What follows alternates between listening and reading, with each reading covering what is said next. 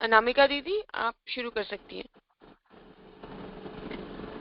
मैं जनवरी 2023 अखंड ज्योति से मतलब छोटा सा लेख पढ़ती हूँ। चंद्रमा की 2 संतानें थी, एक पुत्र पवन और दूसरी पुत्री आंधी। एक दिन एक छोटी सी घटना पर पुत्री आंधी को यह लगा कि मेरे पिताजी सांसारिक पिताओं की तरह पुत्र व पुत्री में भेद करते हैं। चंद्रमा अपनी पुत्री की व्यथा को ताड़ गए। उन्होंने पुत्री को आत्मनिरीक्षण का एक अवसर देने का निश्चय किया। चंद्रमा ने आंधी और पवन दोनों को अपने पास बुलाकर कहा, तुम दोनों स्वर्ग लोक में पारिजात वृक्ष की 7 परिक्रमा करके आओ। पिता की आज्ञा शिरोधार्य करके दोनों चल दिए। आंधी सिर पर पैर रखकर दौड़ी। वह धूल पत्ते व कूड़ा करकट उड़ाती हुई स्वर्ग लोक जा पहुंची और पारिजात नामक देव वृक्ष की परिक्रमा करके वापस लौट पड़ी। आंधी समझ रही थी कि मैं पिता की आज्ञा का पालन करके जल्दी लौटी हूँ, अतः वे मुझे अवश्य ही पुरस्कृत करेंगे। आंधी के लौटने के थोड़ी देर बाद पवन लौटा, पर उसके आगमन पर सारा वातावरण पारिजात की सुगंध से महक उठा। पिता चंद्रमा ने आंधी को समझाते हुए कहा, पुत्री, निश्चित रूप से तुम्हारी गति तीव्र है, पर प्रश्न मात्र गति की तीव्रता का नहीं, सद्गुणों के विस्तार का भी है। गति की तीव्रता में तुम पारिजात के निकट भी गई, परंतु उसकी सुगंध साथ न ला पाई और खाली हाथ लौट आए। इसलिए जीवन में विकास का आधार मात्र तीव्रता को नहीं, वरन सुगंध भरे संतुलन को मानना है। देखिए, इस कहानी से हम लोग को ये शिक्षा मिलती है कि अगर हम लोग गुरुदेव के सच्चे पुत्र पुत्रियां हैं, तो अगर हम लोग में गुरुदेव अगर हम लोगों को पारिजात का वृक्ष बनाने की कोशिश कर रहे हैं, तो हम लोगों को भी अपने वातावरण अराउंडिंग्स में सुगंध फैलानी चाहिए। सुगंध फैलानी मीन्स मतलब कि अच्छे विचार, सद्विचार फैलाने चाहिए, तब हम लोग गुरुदेव के पुत्र पुत्री कहलाने के योग्य बन सकेंगे। फिर मैं एक दूसरी पढ़ती हूँ। आवाज आ रही है दीदी? हाँ जी, हाँ जी।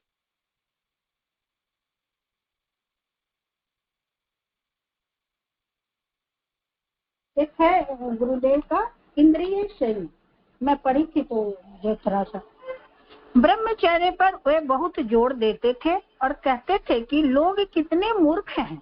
शरीर और मन की शक्ति का स्रोत ओजस और ब्रह्म वर्चस्व घृणित जैसी क्षणिक उत्तेजना में नष्ट करते रहते हैं और पीछे खोखले होकर दुर्बलता एवं रुग्णता का अभिशाप भोगते हैं।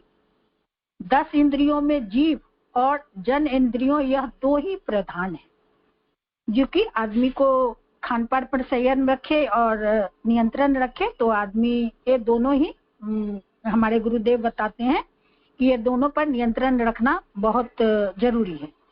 जिसने इन दोनों पर नियंत्रण करने योग्य संयम मनोबल जुटा लिया, समझना चाहिए कि उसने अपने आप को अस्वस्थता के अभिशाप से सदा के लिए मुक्त कर लिया। उनके इस प्रतिपादन को चुनौती इसलिए नहीं दी जा सकती है, उन्होंने कहा कि कहा ही नहीं करके भी दिखाया। हमारे गुरुदेव ने कहा ही नहीं है, करके भी दिखाया है।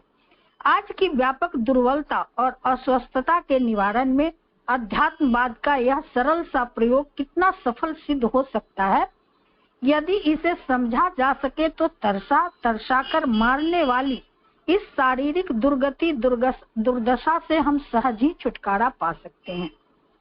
न जाने गुरुदेव का यह संदेश मार्गदर्शन समझने और अपनाने में लोग समर्थ होंगे भी या नहीं। जो हो, उन्होंने एक प्रत्यक्ष प्रयोग करके दिखाया कि सात्विक, सरल और संयमी जीवन निर्धनता के वातावरण में भी कुछ जटिल प्रारब्ध भोग अपवादों को छोड़कर सुदृढ़ आरोग्य का लाभ प्राप्त करना संभव हो सकता है। मस्तिष्क में मूढ़ता, उत्तेजना, चिंता, आशंका, अविश्वास, निराशा, भीरुता, अस्थिरता, अस्त व्यस्तता, दीर्घसूत्रता और दूरदर्शिता, अधीरता जैसी विकृतियां उत्पन्न करके ही हम बुद्धि संस्थान को स्वयं अशांत और उद्विग्न स्थिति में ले जाकर पटक देते हैं।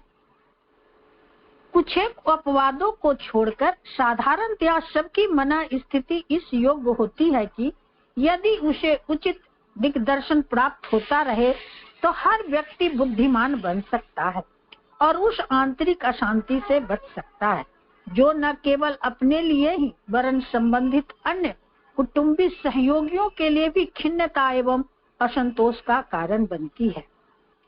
मानसिक रोगों की तरह कितनी ही सनके, कितनी ही बुरी आदतें सिर पर सवार हो जाती हैं और उनके चंगुल में फंसा हुआ व्यक्ति एक प्रकार का अभिशप्त, असफल और नीरस जीवन ही जीता रहता है। समझा यह जाता है कि यह सब परिस्थितियों के कारण हो गया या दूसरे लोग इस दशा में धकेल देने के दोषी हैं। इस भ्रम में पड़े हुए लोग अपनी अशांत मनोदशा का कारण बाहर तलाश करते हुए मृग तृष्णा में भटकते रहते हैं। न उन्हें समाधान मिलता है न छुटकारा। जैसे खान पान पे हमारे गुरुदेव जीभ पर संयम के बारे में बोलते हैं, तो मेरी दादी 105 ईयर्स में मरी और वो न मरने से पहले 5 साल पहले नमक नहीं खाती थी, सिर्फ एक टाइम दूध रोटी खाती थी। क्योंकि मेरे यहाँ ठाकुरवाड़ी थी, पूजा पाठ बहुत करती थी और वो उन्होंने आज तक कोई मेडिसिन नहीं ली थी। तो हमको बड़ा ही लगता है कि मेरी दादी ने कोई मेडिसिन नहीं लिया, कभी उनकी आंखें खराब नहीं हुई, उनकी दांतें खराब नहीं हुई। और आज हम लोग को पल पल वो लगता है कि वो प्राणायाम करती थी, संध्या वंदन दोनों टाइम स्नान करती थी, कभी बीमार नहीं पड़ी, कभी एक टैबलेट नहीं ली। तो अब हम लोग को उनसे, उनके पिछले जीवन से बहुत सीख मिलती है और उनका हम लोग में कुछ जेनेटिक भी है कि हम लोग आज जब भी हम लोग गुरुदेव का स्वाध्याय पढ़ते हैं तो मेरी दादी हमेशा याद आती है कि वो भी बहुत संयमित जीवन जी थी और हम लोग को अच्छे राह दिखाई थी, अच्छे आध्यात्मिक मार्ग पर ले जाने का बचपन से ही हम लोगों को प्रेरणा दी थी। जय गुरुदेव। अब मैं अपनी वाणी को विराम देती हूँ। आगे अगर आपको कुछ मिकुदी बोलना है, समझाना है तो समझा।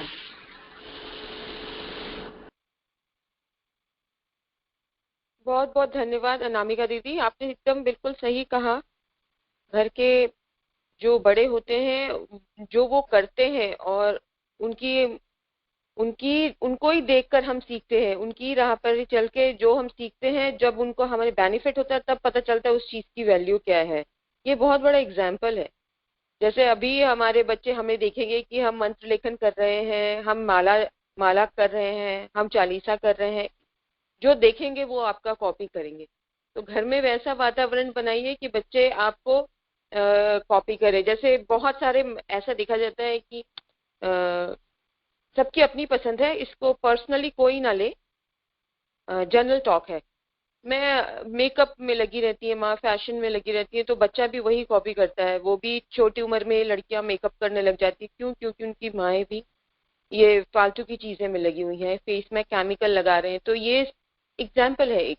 तो अगर वही माँ अगर दूसरी चीजों में लगे रहे, अच्छी चीज खाए, योगा करे, प्राणायाम करे, भक्ति करे और टीवी में भी जो भी देखे वो अच्छी चीज देखे, ठीक है, जो खराब इम्पैक्ट ना फैलाए, बच्चों के मन में ना दे, तो वो ये सारी चीजें बच्चों में बहुत सारी आगे फ्यूचर में जाके उनको बहुत हेल्प करती है।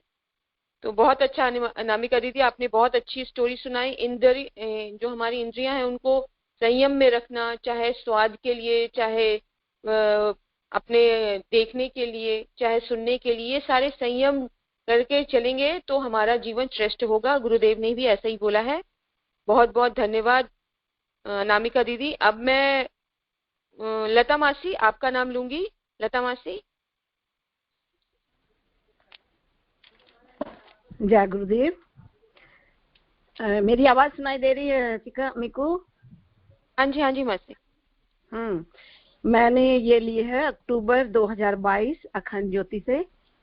शीर्षक है निष्काम कर्म से तोड़े कर्म बंधन की डोर। संसार में सुखी प्राणी भी हैं और दुखी भी।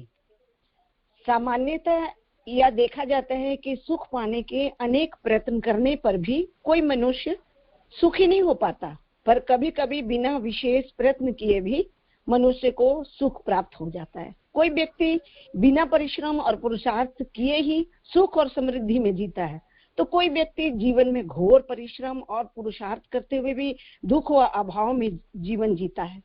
कोई व्यक्ति अनीति, अत्याचार, झूठ, पाखंड, बेईमानी, हिंसा आदि बुरे कर्म करते हुए भी धन धान्य से पूर्ण दिखता है, तो कोई व्यक्ति दूसरों की सेवा, सहायता, दान, परोपकार, पूजा पाठ आदि अच्छे कर्म करते हुए भी दुखी रहता है। यह वह अशांति, असंतोष और अभाव से भरा हुआ जीवन जीता है। किसी का जीवन खुशियों से भरा होता है तो किसी का जीवन सिसकियों से भरा होता है, किसी का दामन फूलों से भरा होता है तो किसी का दामन कांटों से भरा होता है। कुछ लोग जन्म से ही अपांग, अस्वस्थ और रोगी होते हैं, तो कुछ लोग स्वस्थ और सुखी होते हैं। कुछ लोग जन्म से ही सोने के पालने में किलकारियां मारते हैं, तो कुछ लोग जन्म से ही सिसकियां व आहें भरते पाए जाते हैं। संसार में भला इतनी विषमताएं क्यों और कैसे, ऐसा होता ही क्यों है? ये प्रश्न सहज ही हमारे मन मस्तिष्क में उभर आते हैं। जन सामान्य को इसमें कोई तर्क या औचित्य दिखाई नहीं पड़ता, जबकि सत्य यह है कि आम के बीज बोने पर आम के ही वृक्ष होते हैं और आम के ही फल प्राप्त होते हैं। उसी प्रकार बबूल के बीज बोने पर बबूल ही पैदा होता है, कांटे ही पैदा होते हैं। यदि यह सिद्धांत सही है तो फिर अच्छा कर्म करने पर भी मनुष्य को दुख क्यों मिलता है और बुरे कर्म में रत रहने वाले लोग सुखी और समृद्ध क्यों होते हैं? ये परस्पर विरोधी बातें क्यों और कैसे संभव हो पाती हैं? ये सारे घटनाक्रम महज संयोग तो नहीं हो सकते। महर्षि अरविंद के अनुसार इस संपूर्ण ब्रह्मांड में मात्र संयोगवश कोई घटना नहीं घटती, बल्कि हर घटना के पीछे कोई ठोस कारण अवश्य होता है। मनुष्य को सुख और दुख मिलना भी महज कोई संयोग नहीं हो सकता। मनुष्य को सुख और दुख मिलने के पीछे अवश्य कोई ठोस कारण होता है, जो हमें प्रत्यक्ष तो दिखाई नहीं पड़ता पर होता अवश्य है। प्रस्तुत गीत की पंक्तियों में भी कुछ ऐसे ही भाव गुंजरित हो रहे हैं जो मैं पढ़ के सुनाऊंगी। इसका तर्ज मुझे आता नहीं है। एक झोली में फूल पड़े हैं, एक झोली में कांटे रे, कोई कारण होगा, हाँ रे कोई कारण होगा, तेरे बस में कुछ भी नहीं, ये तो बांटने वाला बांटे रे, कोई कारण होगा, हाँ कोई कारण होगा। पहले बनती है तकदीरें, फिर बनते हैं शरीर, यह तो साईं की कारीगरी, भला तू क्यों है गंभीर? कोई कारण होगा, हाँ भाई कोई कारण होगा। नाग भी डस ले किसी को, मिल जाए जीवन दान, चींटी से भी मिट सकता है किसी का नामो निशान। कोई कारण होगा, हारे कोई कारण होगा। धन से बिस्तर मिल जाए पर नींद को तरसे नैन, कांटों पर भी सोकर आए किसी के मन को चैन। कोई कारण होगा, हाँ भाई कोई कारण होगा। कभी मिले मिट्टी से मोती, कभी पत्थर से भगवान।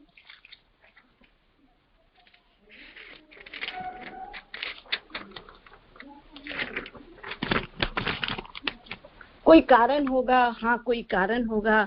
एक झोली में फूल पड़े हैं, एक झोली में कांटे रे, कोई कारण होगा, हाँ कोई कारण होगा। पर वह कारण आखिर है क्या? उस कारण को स्पष्ट करते हुए मानसकार कहते हैं, काहू न कोई सुख दुख कर दाता, निज कृत कर्म भोग सबू भ्राता। अर्थात कोई किसी को सुख दुख को देने वाला नहीं है, सब अपने ही किए हुए कर्मों का फल भोगते हैं। हर क्रिया की प्रतिक्रिया होती है। कर्म स्थूल रूप में किए गए हों या सूक्ष्म रूप में, उनकी प्रतिक्रिया होती अवश्य है। न्यूटन के गति के तीसरे नियम के अनुसार हर क्रिया की विपरीत दिशा में और समान प्रतिक्रिया होती है। उदाहरण स्वरूप किसी गेंद को दीवार पर फेंकने पर वह टकराकर पुनः विपरीत दिशा में लौट आता है।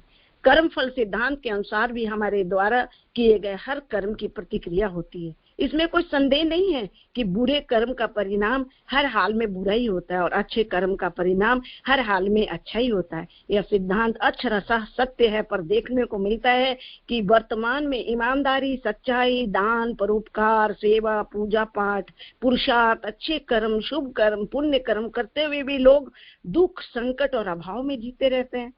इसका कारण उनके द्वारा वर्तमान में किए जा रहे उनके अच्छे, शुभ और पुण्य कर्म नहीं, बल्कि अतीत में या पूर्व जन्म में उनके द्वारा किए गए अशुभ, बुरे या पाप कर्म ही हैं, जो प्रारब्ध बन के उनके वर्तमान जीवन में अब प्रकट हो रहे हैं। और वर्तमान में उनके द्वारा किए जा रहे जो पुण्य कर्म है, शुभ कर्म है, अच्छे कर्म है, उनके भी मधुर फल उनके भविष्य में या अगले जन्म में उन्हें अवश्य प्राप्त होंगे।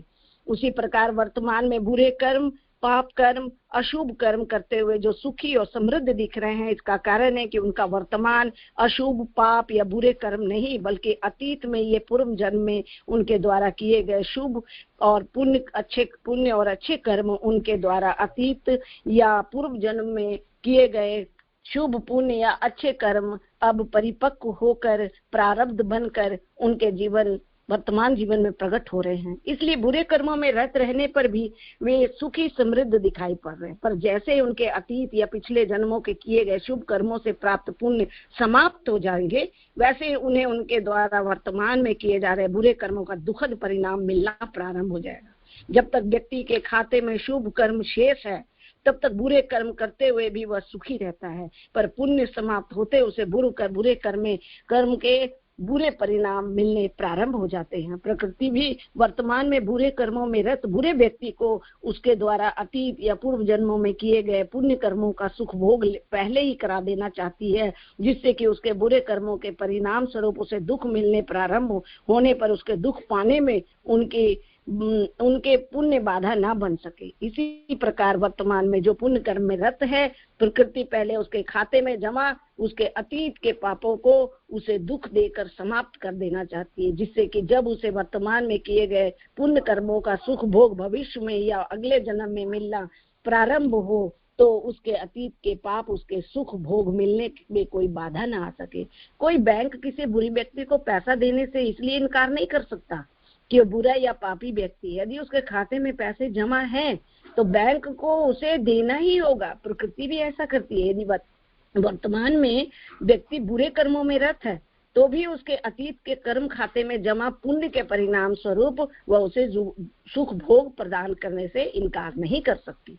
हम वर्तमान समय में जो भी अच्छे बुरे कर्म कर रहे हैं वे क्रियमान कर्म हैं। यह क्रियमान कर्म भविष्य में सुख और दुख के रूप में प्रकट होने के लिए संचित होते रहते हैं, तब उन्हें संचित कर्म कहते हैं। जब संचित कर्म परिपक्व होकर व्यक्ति के जीवन में सुख दुख के रूप में प्रकट होते हैं, तब इन्हें ही प्रारब्ध कर्म कहते हैं। अस्तु हमारा वर्तमान कर्म क्रियामान कर्म बीज है, संचित कर्म उस बीज से तैयार हुआ वृक्ष है और प्रारब्ध कर्म उस वृक्ष में लगे हुए सुख और दुख फल हैं, जो हमें एक ना एक दिन भोगने ही पड़ते हैं। अतः मनुष्य के जीवन में सुख का कारण सिर्फ और सिर्फ शुभ कर्म, पुण्य कर्म और अच्छे कर्म ही होते हैं, और दुख का कारण सिर्फ और सिर्फ पाप या बुरे कर्म ही होते हैं। कोई जन्म से ही अपंग, अस्वस्थ, कष्ट में है तो कोई जन्म से ही स्वस्थ, सुखी। इसका कारण उसके द्वारा पूर्व जन्म में किए गए कर्मों में ही छिपा है। कोई संकट से ही कोई जन्म से ही सोने के पालने में तो कोई जन्म से ही घोर दुख व संकट में। इसका कारण उसके पूर्व जन्मों के कर्मों में ही छिपा है, जो वर्तमान में नहीं दिख पड़ता। जो बच्चा अभी जन्मा ही है और उसने कोई बुरे कर्म ही नहीं किए, फिर भी वो अपंग, अस्वस्थ और दुख में है। उसी प्रकार कोई बच्चा जो अभी जन्मा है, उसने कोई शुभ या कर्म या पुण्य कर्म अभी किए नहीं है और वह अभी ऐसे कर्म करने की अवस्था में है, तो फिर वह सुख में क्यों? दरअसल कोई भी प्राणी केवल वर्तमान में दिखने वाला स्थूल शरीर ही नहीं, वास्तविक प्राणी तो उसकी आत्मा है। उस आत्मा का अस्तित्व अनादिकाल से है और अनंत काल तक रहेगा। जिस प्रकार हम पुराने वस्त्र उतार कर नए वस्त्र धारण कर लेते हैं, उसी प्रकार जीवात्मा पुराने शरीर त्याग कर अपने कर्मों के अनुसार नए नए जीवन धारण करती रहती है।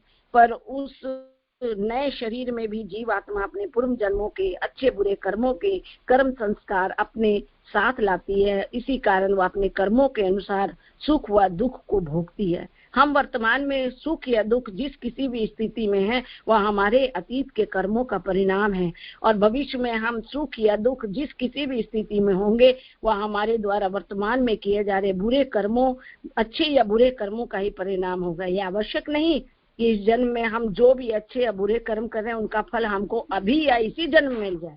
यह फल हमको वर्तमान जीवन में भी मिल सकता है और अगले जन्म में भी। यह कर्म चक्र जन्म जन्मांतरों तक इसी प्रकार चलता रहेगा जब तक कि हम अपने पुरुषार्थ से अपने समस्त कर्मों को नष्ट नहीं कर देते। यह पुनर्जन्म का सिद्धांत है। यही जीवात्मा के जन्म मरण का कारण है। यही जीवात्मा के जन्म मरण रूपी बंधन का कारण है। अस्तु कर्म बंधन ही जीवात्मा की मुक्ति में बाधक है। जब तक जीवात्मा के साथ अच्छे बुरे कर्मों का बंधन लगा हुआ है तब तक यह जीव इस संसार में जन्म मरण करता हुआ सुख दुख भोगता रहेगा। यहाँ समझना आवश्यक है कि जीवात्मा के लिए कर्म संस्कार एक बंधन है। यदि बुरे कर्मों का संस्कार एक बंधन है तो अच्छे कर्मों का संस्कार भी बंधन ही है। वैसे ही जैसे लोहे की जंजीर भी एक बंधन है, उसी प्रकार सोने की जंजीर भी एक बंधन ही है। तब क्या हम कर्म करना छोड़ दें?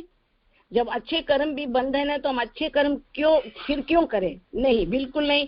कर्म तो हर जीव को तो करना ही होता है। गीताकार के अनुसार कर्म किए बगैर तो मनुष्य एक पल भी नहीं रह सकता।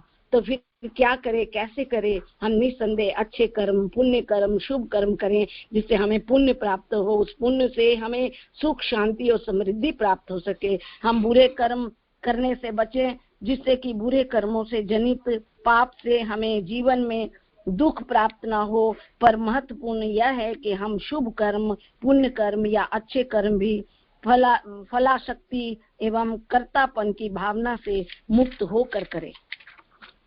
अच्छे कर्मों से प्राप्त होने वाले मधुर फल की प्राप्ति हम अनुरक्त ना हो, आसक्त ना हो, क्योंकि अच्छे फल प्राप्त होने की आशा आसक्ति भी एक बंधन ही है और यह बंधन भी दुख का कारण है। यह बंधन ही जीवात्मा की मुक्ति में बाधक है। जैसे लोहे की जंजीर में बंधा व्यक्ति दुखी रहेगा, वैसे ही सोने की जंजीर में बंधा व्यक्ति भी दुखी रहेगा, क्योंकि आखिरकार वह है तो बंधन ही। भले ही वह बंधन सोने का है, भले ही वह जंजीर सोने की है, सोने की जंजीर में बंधा व्यक्ति भी उतना ही बंधन में है जितना कि लोहे की जंजीर में बंधा व्यक्ति। लोहे की पिंजरे में बंद पक्षी भी उतना ही दुख या बंधन में है जितना सोने के पिंजरे में बंद या बंधा हुआ पक्षी, क्योंकि जब तक वह पिंजरे में है, बंधन में है, तब तक वो उन्मुक्त गगन में विहार नहीं कर सकता, सैर नहीं कर सकता, उड़ान नहीं भर सकता और आनंदित नहीं हो सकता। उसी प्रकार जीवात्मा शुभ कर्मों के बंधन में बंधा हो या शुभ कर्मों के बंधन में, दोनों ही स्थिति में वह उन्मुक्त नहीं हो सकता, आनंदित नहीं हो सकता, क्योंकि आनंद तो मुक्ति में ही है, बंधन तो मुक्ति में ही है। इसलिए तो योगियों के कर्म बंधन रहित होते हैं। योगी के कर्म सुख दुख पाप पुण्य से सर्वथा परे होते हैं।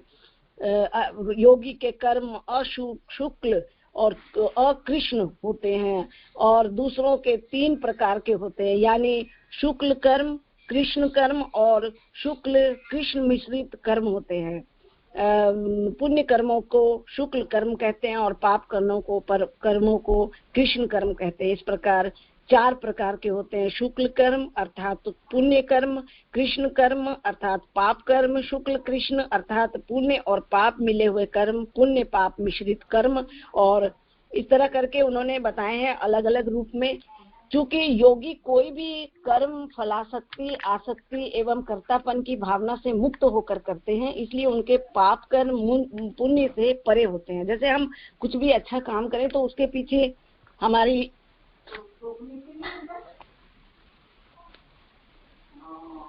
हेलो हाँ जी मासी, बोलिए मासी। हाँ जी सॉरी, हाँ, वे पाप कर्म तो कर ही नहीं सकते। पुण्य कर्म भी वे किसी फल की प्राप्ति की आशा आकांक्षा आसक्ति से नहीं करते, इसलिए उनके सभी कर्म निष्काम होते हैं, संस्कार शून्य होते हैं और बंधन रहित होते हैं, और इसलिए वे सदा मुक्त उन्मुक्त और आनंदित रहते हैं। वे सदा अपनी आत्मा में परमात्मा की अनुभूति करते हुए परम आनंदित होते हैं। अस्तु यही यदि हमें भी मुक्त होना है, उन्मुक्त होना है, अपने निज सत्चित आनंद स्वरूप में स्थित होना है, हर पल आह्लादित आनंदित होना है, तो हमारे कर्म भी निष्काम होने चाहिए। पाप पुण्य के बंधन से परे अशुक्ल और अकृष्ण होने चाहिए। हम निष्काम कर्म करते रहें। हम अपने हर शुभ पुण्य व अच्छे कर्म को ईश्वर को अर्पित करते चले। हम कर्तापन की भावना से नहीं, बल्कि स्वयं को ईश्वर के हाथों एक उपकरण मात्र मानकर कर्म करते रहें। इससे हमारे हर कर्म अकर्म होते जाएंगे, हमारे हर कर्म निष्काम होते जाएंगे, हर कर्म ईश्वर को अर्पित होते चले जाएंगे। पूर्व के कर्म संस्कार मिटते जाएंगे, कर्म बंधन टूटते जाएंगे। बस यही गुरुदेव से प्रार्थना है कि हम कर्म बंधन में ना बंधे। हम सब गुरुदेव के शिष्य हैं, गुरुदेव के हैं। गुरुदेव से यही हम मांगते हैं कि हम संसार में जो भी करें अच्छा करें, और उसके पीछे हमारी ये भावना ना हो कि हमको इसका रिजल्ट अच्छा ही मिले या इसका हमको फल अच्छा मिलेगा तभी हम अच्छा करें। नहीं, भाव के साथ किसी का अच्छा कर रहे हैं तो अच्छा कर रहे हैं, बस उससे ज्यादा और कुछ सोचने की जरूरत नहीं है। यही गुरुदेव का कहना है, यही बस समझ में आई बात है। तो स्वयं को ईश्वर के हाथों का एक उपकरण मात्र मानकर कर्म करते रहने से कर्म के अनुकूल या प्रतिकूल परिणाम हमें प्रभावित नहीं कर सकेंगे। हम हर स्थिति में समत्व की स्थिति में रह सकेंगे। हम सुख दुख हर्ष विषाद मान अपमान से परे होकर ऐन्द्रिक सुखों के प्रति अनासक्त होकर मुक्त होकर परे होकर हर पल अतीन्द्रिय आनंद आत्मिक आनंद प्राप्त कर सकेंगे। जय गुरु।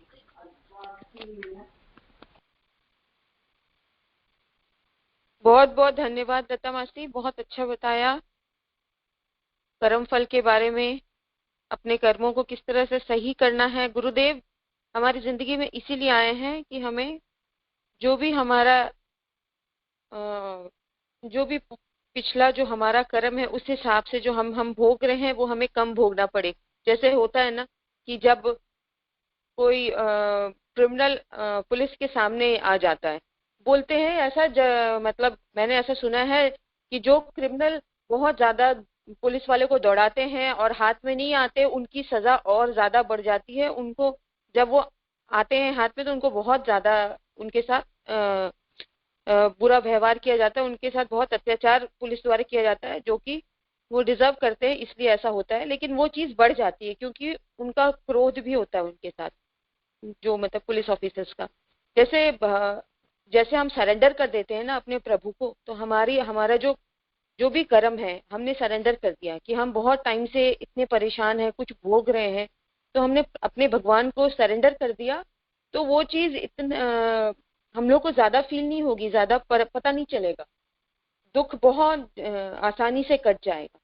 तो यही है, हमारे गुरुदेव यही बताते हैं कि उनपे गुरुदेव पे 100% भरोसा करिए और सरेंडर कर दीजिए उनको। अपने पापा अपने पेरेंट्स की तरह मानिए और सरेंडर कर दीजिए।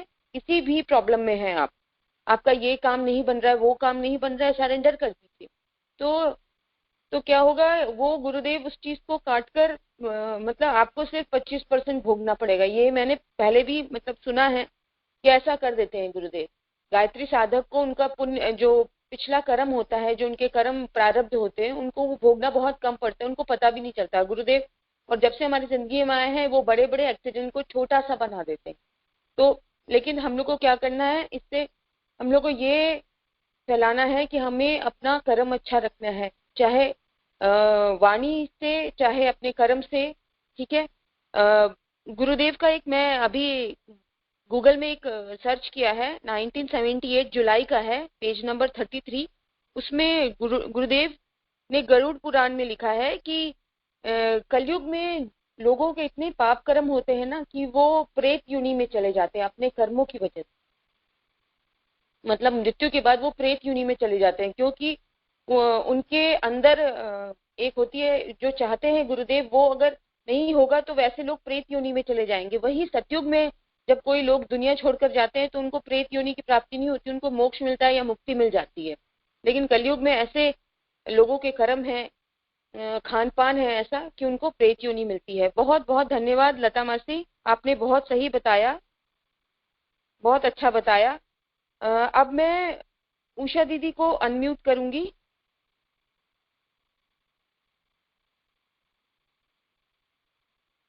उषा दीदी। हेलो, प्रणाम दीदी, जय गुरुदेव। दीदी मेरी आवाज ठीक आ रही है? हाँ जी, हाँ जी दीदी। जुलाई अखंड ज्योति के गुरुदेव के लेख पढ़ रहे हैं, 2018 जुलाई अखंड ज्योति। जीवन बने शिवमय हमारा। भगवान गौरीशंकर का एक भव्य मंदिर नगर के बीचों बीच खड़ा था। सफेद संगमरमर के प्रस्तर खंडों से विनिर्मित इस मंदिर की भव्यता अद्भुत थी।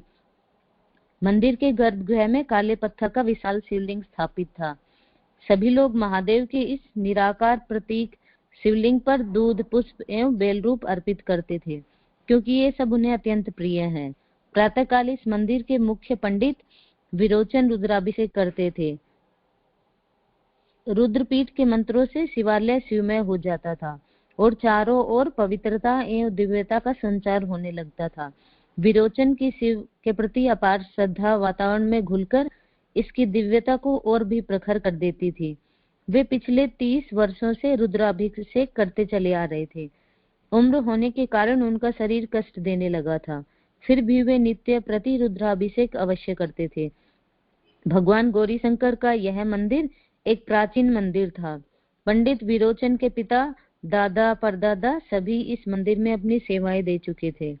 विरोचन का पूरा परिवार भगवान शिव का भक्त था, इसीलिए उनके परिवार में रोग, शोक, विषाद, अकाल मृत्यु, आपदा एवं कष्टों का उपद्रव नहीं होता था, बल्कि समस्त परिवार सुख, शांति एवं समृद्धि से तुष्ट रहता था। ऐसा हो भी क्यों न, जो भगवान शिव की आराधना करेगा उसको भला किस प्रकार की परेशानी होगी। भगवान शिव तो सभी प्रकार के कष्टों का हरण करने वाले होने के साथ ही अभय एवं अमृत प्रदाता है। विरोचन नित्य रुद्राभिषेक करते थे। प्रातः 5 बजे से 9 बजे तक उनका यह क्रम अहर्निश चलता था। उसके पश्चात ही वे कुछ ग्रहण करते थे। वे प्रदोष का विधिवत उपवास भी करते थे। प्रत्येक माह की शिवरात्रि को फलाहार करते थे और महाशिवरात्रि के दिन तो केवल गंगा जल लेते हुए अपने आराध्य की अभ्यर्थना करते थे। वैसे भी वे विगत वर्षों से रात्रि में भोजन नहीं ग्रहण करते थे, दूध जल का ही सेवन करते थे, दूध और फल का। इस प्रकार वे नित्य व्रत उपवास करते और नित्य महामृत्युंजय मंत्र का जाप अनुष्ठान किया करते थे। इसी क्रम में जब कुछ स्थान देकर विरोचन का जीवन तपोमय हो गया था और शिव की भक्ति से वे शिवमय हो गए थे। उन्हीं के तप एवं श्रद्धा भक्ति के कारण गौरीशंकर मंदिर का वातावरण दिव्यता, पवित्रता से सरोबार रहता था और लोगों की भीड़ सदा उमड़ी चली आती थी। विरोचन की पोती मंजूषा बचपन से ही उनके साथ यहाँ मंदिर आया करती थी और उनके साथ भगवान शिव की आराधना किया करती थी। वह भी अपने दादा के समान व्रत, उपवास, महामृत्युंजय मंत्र का जप इत्यादि करती थी। विरोचन कहते थे, बेटी तुम तो माता पार्वती का अंश बनकर हमारे घर आई हो और तुमने महादेव के वरदान अनुस्वरूप हमारे इस परिवार में जन्म लिया है। जब से तुम्हारा जन्म हुआ है हमारे परिवार में सात्विकता का वातावरण और भी सघन हो गया है। उसी दिन से ही मैं दिन में एक बार अन्न ग्रहण करने लगा और रात को फलाहार का क्रम भी मैंने तब से ही अपनाया। मंजूषा विरोचन के ज्येष्ठ पुत्र जिज्ञेस की बड़ी पुत्री थी। वह MBA कर रही थी। उसका बचपन ही भगवान शिव की उपासना आराधना से ओतप्रोत रहा था। व्रत, उपवास, जप, तप आदि तो उसे विरासत में मिले थे। अपने दादा से वह पूछती, दादाजी मेरे इस जीवन का वास्तविक उद्देश्य क्या होना चाहिए और उसके लिए मुझे क्या करना चाहिए। उसके दादा को पता था कि मंजूषा इस धरती पर सुख भोगने के लिए नहीं आई है बल्कि कर्म काटने आई है, अतः उसके जीवन में सुख कम दुख अधिक है। इसलिए बचपन से ही उन्होंने उसे शिव आराधना में नियोजित कर दिया था और इसी कारण वह अब एक निष्कंटक जीवन जी पा रही थी। एक दिन मंजूषा बोली, दादाजी भगवान शिव को अघोर क्यों कहते हैं। विरोचन बोले, पुत्री सर्वशक्तिमान भगवान शिव के पंचम मुख का नाम अघोर है। इन्हें भूतनाथ या भूतेश्वर भी कहा जाता है। पंचभूत ही 5 तत्व अग्नि, वायु, जल, पृथ्वी और आकाश है, जिससे यह हमारा शरीर निर्मित है और जिसमें शिव तत्व आत्मा के रूप में प्रतिष्ठित है। इन 5 तत्वों से ही मनुष्य सहित सभी प्राणियों का निर्माण, पालन पोषण होता है। शास्त्र सदग्रंथ कहते हैं कि वही परमात्मा जो पर ब्रह्मा के रूप में सर्वव्यापी है, वही शरीर रूपी पिंड में भी सूक्ष्म रूप में विद्यमान है। प्रत्येक पिंड ब्रह्मांड का सूक्ष्म रूप है और ब्रह्मांड के सभी तत्व इस पिंड में परिलक्षित होते हैं। विरोचन बोल रहे थे और मंजूषा उसे अनुभव कर रही थी। जब भी वह अपने दादाजी से कोई जिज्ञासा व्यक्त करती थी तो दादाजी प्रेम पूर्वक उसकी जिज्ञासा का समाधान करते थे। उनसे सुनकर वह उपनिषद, पुराण, दर्शन, स्मृतियां आदि जान गई थी। शिक्षा वह MBA की ग्रहण कर रही थी, परंतु दादाजी से शास्त्रों का शिक्षण प्राप्त कर रही थी। इसी कारण मंजूषा को उसके शिक्षक बड़े ही स्नेह से देखते थे और उसकी सहेलियां भी उसे सम्मान देती थी। मंजूषा का जीवन संस्कार एवं संस्कृति से ओतप्रोत था। विरोचन आगे बोले, अघोर वह है जो घोर नहीं है तथा अभेद है, इसे अति पवित्र एवं पावन माना जाता है। अघोरेश्वर शिव का पंचमुख आकाश तत्व माना जाता है, इसमें सब कुछ समाया हुआ है। यह सर्वविदित है कि जो निर्लिप्त है वह परम पवित्र एवं पूज्य होता है। दादाजी की बातें सुनकर मंजूषा के हृदय को स्पर्श कर रही थी और वह उनका अनुभव करना चाहती थी। मंजूषा के मन में अनेक प्रश्न खड़े होते थे और दादा विरोचन उसके प्रत्येक प्रश्न का बड़े प्यार से समाधान करते थे। मंजूषा ने कहा, दादाजी मैं सौभाग्यशाली हूँ जो आप जैसे दादाजी मुझे मिले। भगवान महादेव की कृपा से ही ऐसे संबंध बन पाते हैं। मंजूषा के ऐसा कहने पर विरोचन भावुक उठे। मंजूषा के सिर पर हाथ फेरते हुए बोले, बेटी तुम्हारे आने से ही हमारे जीवन में जो परिवर्तन हुआ है वह अकल्पनीय एवं अवर्णनीय है। तुम स्वयं महाभगवती का कृपा प्रसाद हो। तुम जैसी संस्कारी एवं प्यारी बेटी को देखकर महादेव ने हमें और हमारे परिवार को कृतार्थ कर दिया है। मंजूषा के मन में जिज्ञासाएं अभी शेष थी। उसने पूछा, दादाजी किस विधि से शिव स्वरूप प्राप्त किया जा सकता है? विरोचन बोले, पुत्री भगवान शिव एवं उनकी शक्ति सर्वत्र व्याप्त है। शिव शब्द से अगर ई निकाल दिया जाए तो शव बचता है और शव में जब ई प्रवेश कर जाता है तो वह शिव बन जाता है। भगवान शिव के साधना पथ में प्रयुक्त क्रियाओं के सतत अभ्यास से उन्हें जागृत कर शिव स्वरूप प्राप्त किया जा सकता है। प्रत्येक मनुष्य अपनी सात्विकता के विकास से शिव रूप प्राप्त कर सकता है। बस उसे अपने अंतर में निहित शक्ति तत्वों के संबंध में ज्ञान प्राप्त करने के साथ साथ उन्हें अपने आचरण में ढालना होता है। विरोचन आगे बोले, अघोर साधक अपने अनुभव का सायुज्य स्थापित कर शिव से तदरूप हो जाता है। शिव की भावनामयी शक्ति से ही सृष्टि की संरचना हुई है। प्रत्येक जीव का जन्म भगवान शिव से ही है, क्योंकि हर मनुष्य में व्याप्त जीवात्मा शिव अंश है। अतः हमें अपना जीवन शिव में बनाते हुए उसकी भावनाओं का सतत परिष्कार करना चाहिए। मंजूषा को भगवान शिव की साधना का तत्वज्ञान समझ आ चुका था। अब उसे उसका अनुभव करना मात्र शेष था। कितनी अच्छी इसमें गुरुदेव जी हमें बात बता रहे हैं। और जैसा अनामिका दीदी और मीकू दीदी ने कहा था कि जैसे हम बड़ों को देखते हैं, बड़े हमें जैसे संस्कार देते हैं, हम भी उसी मार्ग को फॉलो करते हैं। तो मंजूषा ने कितनी अच्छी शिक्षा ग्रहण करी अपने दादाजी से। अब हम दूसरी कहानी की तरफ बढ़ते हैं। तब के आगे गौण है स्वर्ग के उपभोग। महात्मा बुद्ध का सौतेला भाई राजानंद हमेशा राजसी सुख में मग्न रहता था। प्रजा की भलाई के लिए वह कोई कार्य नहीं करता था, जिससे प्रजा की दशा दिनों दिन खराब होती जा रही थी। भ्रष्ट राजा के अधीनस्थ मंत्रीगण भी प्रजा को कष्ट देते थे और भ्रष्टाचार करते थे। एक बार जब महात्मा बुद्ध का कपिलवस्तु में आगमन हुआ तो लोग उनके पास पहुंचे और उनसे अपनी व्यथा कह सुनाई। भगवान बुद्ध नंद से मिलने गए। नंद उस समय राजमहल में नृत्य संगीत का आनंद ले रहे थे। महात्मा बुद्ध राज दरबार में बहुत देर तक प्रतीक्षा करते रहे, फिर लौट आए। जब थोड़ी देर बाद एक दासी ने उनसे वापस जाने की बात नंद को बताई तो उसे दुख हुआ और उसने बुद्ध से माफी मांगने का निश्चय किया। जाने से पहले जब वह रानी के पास गया तो वह उस समय हाथों पर सुगंधित लेप लगा रही थी। उसने अनमने ढंग से कहा, जाइए मगर मेरे हाथों का लेप सूखने से पहले लौट आइए। राजानंद बुद्धदेव के पास पहुंचा और उसने उनसे अपनी धृष्टता के लिए क्षमा मांगी। तथागत ने कहा, नंद, यदि तुम्हें सचमुच दुख है तो मेरा उपदेश ग्रहण करो।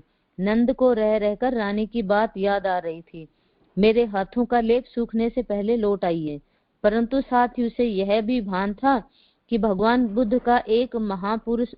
बुद्ध एक महापुरुष हैं और इसीलिए वह उनके सम्मुख पुनः दृष्टता नहीं करना चाहता। इसलिए उसने तथागत का उपदेश ग्रहण करने के लिए हामी भर दी। तथागत ने स्नेहपूर्वक उसे ज्ञानोपदेश दिया, किंतु नंद का उस ओर बिल्कुल ध्यान न था। बुद्ध ने कहा, नंद, तुम सुख और आराम का जीवन व्यतीत करना चाहते हो तो जाओ, मैं तुम्हें स्वर्ग लिए चलता हूँ। उनका इतना कहना था कि सारा दृश्य बदल गया। अब उसे एक प्रकाशित मार्ग दिखाई पड़ा। उस प्रकाशित मार्ग के दूसरे सिरे पर ऐश्वर्यों से युक्त स्वर्गलोक था। स्वर्ग की समृद्धि देख उसकी आंखें चौंधिया गई। वहां की सुंदर अप्सराओं को देखकर उसे अपना राजमहल फीका लगने लगा। स्वर्ग का यह सुख प्राप्त करने के लिए उसका मन छटपटा उठा।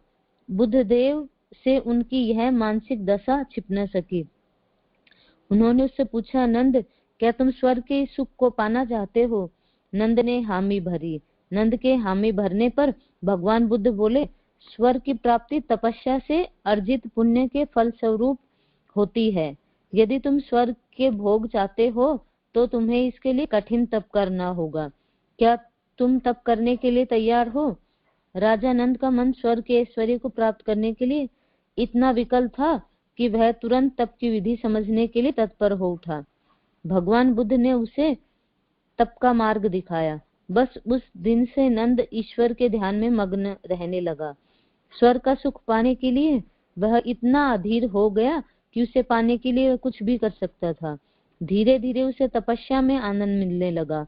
उसने महसूस किया कि मानो उसके ज्ञान चक्षु खुल गए हों। बहुत दिनों बाद एक दिन भगवान बुद्ध नंद के पास गए तो उन्होंने स्नेह से उसके सिर पर हाथ फेरते हुए कहा, नंद, तुम्हारी तपस्या पूरी हो गई, अब तुम स्वर्ग का सुख पा सकते हो। सुनते ही नंद ने हाथ जोड़कर कहा, प्रभु क्षमा करें, अब मुझे स्वर्ग का सुख नहीं चाहिए। मेरी अंतर्दृष्टि खुल गई है, मुझे सच्चा ज्ञान प्राप्त हो गया है। सच्चा सुख भोग में नहीं है, योग में है, तप में है, ध्यान में है, भक्ति में है। अब मैं भोग विलास त्याग कर तप ध्यान में ही आनंद प्राप्त करना चाहता हूँ, साथ ही अपनी प्रजा की सेवा भी। बुद्धदेव मुस्कुराए और नंद से बोले, अभी तुम्हारी पत्नी के प्रति कर्म शेष है, उस जिम्मेदारी से मुक्त हो जाओ, उसे भी ज्ञान का मार्ग दिखाओ। नंद ने इस हेतु सहर्ष हामी भरी। तप से प्राप्त ज्ञान को लेकर वह अपने राज्य को लौटा और उसने अपनी पत्नी सहित सभी के कल्याण का पथ प्रशस्त किया। कितनी अच्छी स्टोरी बताई है महात्मा बुद्ध ने तप के बल पर कैसे नंद के बिल्कुल विचारों को ही परिवर्तित कर दिया। इसी के साथ मैं अपनी वाणी को विराम दूंगी। प्रणाम। जय गुरुदेव। बहुत बहुत धन्यवाद उषा दीदी, बहुत अच्छी स्टोरी सुनाई। बिल्कुल सही कहा, तप से हर चीज संभव है। जैसे अगर हम सांसारिक तौर पे एग्जाम्पल ले, जैसे एक लड़का एनडीए या सीडीएस का एग्जाम देकर आर्मी ज्वाइन करता है तो उसको सीधे कर्नल या मेजर या ब्रिगेडियर नहीं बना दिया जाता, वो एक ट्रेनिंग से गुजरता है और ट्रेनिंग जो उनकी होती है बहुत टफ होती है, ठीक है। वो उस ट्रेनिंग से गुजरता है, एक तप की तरह होती है वो ट्रेनिंग। और जब वो मिस्टेक करता है तो उसके डबल उसको सजा मिलती है, ट्रेनिंग से भी ज्यादा टफ जो होती है उनकी पनिशमेंट होती है। उसके बाद जाकर उसे एक पोजीशन दी जाती है, उसे एक औहदा दिया जाता है। तो इसी तरह है संसार भी कि हमसे प्रभु बहुत तप करवाते हैं। तप में कष्ट भी होते हैं, परीक्षाएं भी होती हैं, पनिशमेंट भी होता है, लेकिन इसके पीछे का यही होता है कि तप से जब आपको गुरुदेव तप की तरफ आपको बढ़ा रहे आगे, तो इसका मकसद यही है कि हमें लाइफ में बहुत कुछ मिलना है, ठीक है। लाइफ में बहुत अच्छा कुछ मिलना है, तभी गुरुदेव ये तप करा रहे हैं, तभी हमारी पात्रता इतनी बढ़ाई जा रही है। तो अगर कोई बंदा है जो देख कर नहीं है कि वो डिजर्विंग कैंडिडेट है पर्टिकुलर चीज के लिए, लाइफ में किसी चीज के लिए, लेकिन गुरुदेव के चरण में अगर आ गया तो उनको गुरुदेव गायत्री साधना और ये सब चीजें करा के इतना उसको अंदर प्रेरणा भरेंगे ये सब चीज करने के लिए, उससे इतना तप कराएंगे कि उसको लाइफ में मिल जाएगी ये सारी खुशियां, ये सारी चीजें। तब से बहुत कुछ मिलता है। तब से अभी हम लोग, जैसे सारिका दीदी ने ये स्वाध्याय शुरू किया, उस वक्त हम लोग स्वाध्याय में सिर्फ 6-7 लोग आते थे शुरू शुरू में। धीरे धीरे बढ़ते बढ़ते अब देखिए, लॉकडाउन में तो बहुत सारे लोग आते थे, अभी तो बहुत वर्किंग है तो वो चले जाते हैं।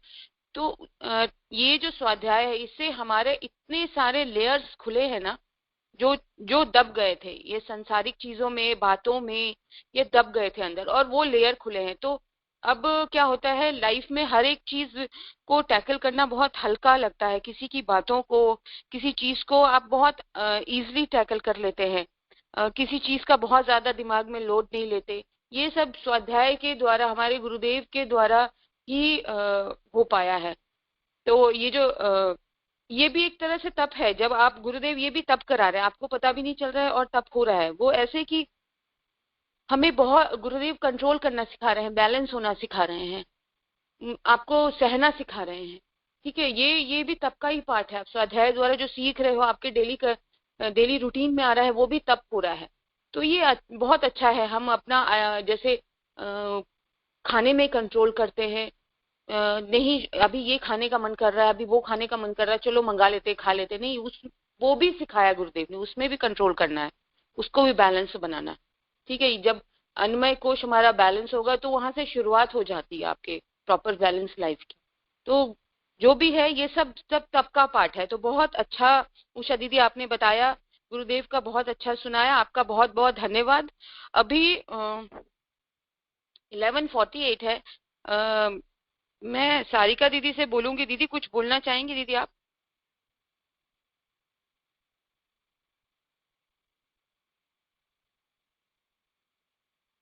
सारिका दीदी आप कुछ बोलना चाहेंगी?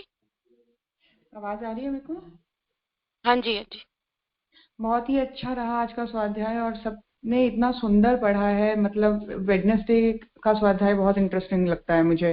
बहुत डिफरेंट टॉपिक्स होते हैं और सभी रीडर्स बहुत अच्छे हैं, बहुत ही सुंदर तरीके से पढ़ते हैं और मन लगता है सुनने में।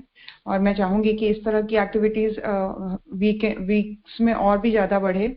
हम लोग इसको रीप्लान करेंगे शेड्यूल को, कि किस तरह से इसको और पूरे स्वाध्याय, पूरे वीक के मंडे टू फ्राइडे की स्वाध्याय को और इंटरेस्टिंग कैसे बनाया जाए, ताकि अधिक से अधिक अलग रीडर्स इसको पढ़ सकें और ज्वाइन कर सकें। बहुत ही सुंदर, बहुत बहुत धन्यवाद सबको। बस यही बोलना चाहूंगी। बहुत बहुत धन्यवाद सारिका दीदी, बिल्कुल सही कहा। ये ग्रुप स्वाध्याय से हम लोग को बहुत नई नई चीज गुरुदेव के बारे में सुनने को मिलती है, कि गुरुदेव ने ऐसा कोई भी टॉपिक नहीं छोड़ा है जिसमें लिखा नहीं है। तो बहुत सारी चीजें सुनने को मिलती है, बहुत अच्छा लगता है। और जितने भी लोग हैं जो नहीं करते हैं, वेडनेसडे स्वाध्याय में नहीं आते, उन सबसे मैं रिक्वेस्ट करूंगी कि वो लोग भी ज्वाइन करें वेडनेसडे का स्वाध्याय।